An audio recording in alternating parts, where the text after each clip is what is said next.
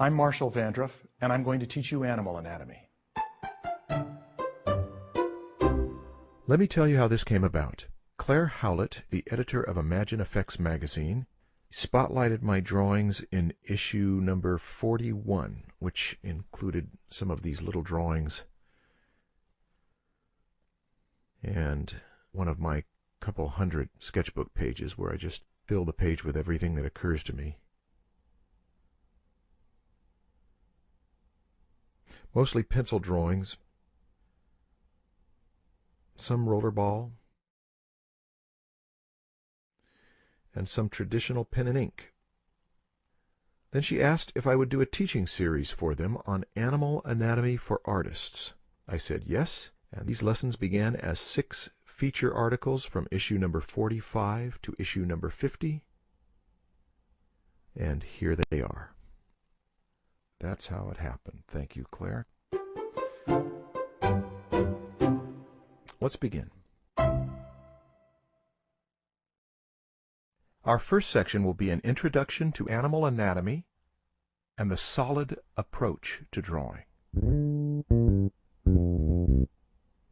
When children draw, they put outlines around things that they can name. That's as old as anybody knows. It goes back to the beginnings of drawings thousands of years ago. It's primitive, and it has its charm.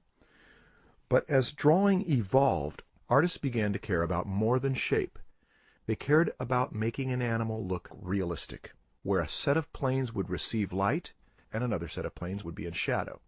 In order to do this, they had to know something about how one plane faces one direction and another faces another direction. They also had to know about what was underneath the surface, anatomy, because without that we cannot make things look convincingly real unless we merely copy what we see. Copying what we see is valuable. It's called observational drawing. These are the bones of the American lion at the Page Museum in Los Angeles. I drew them while observing. Drawing from observation teaches us to see clearly and in precise detail. It's also good for research.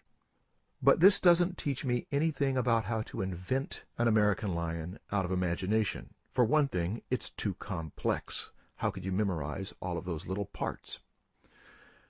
So here's the solution. A form analysis exercise. This kind of drawing allows us to create the illusion of a three-dimensional creature on a flat piece of paper and to move it around into other positions without having to look and copy, because we can memorize simple forms like this and move them into any position we want. So there are 2 ways to study: observation and analysis. In these lessons, I will emphasize form analysis because that's the way to invent. But before we get to that, let's study proportion. Most animals with bones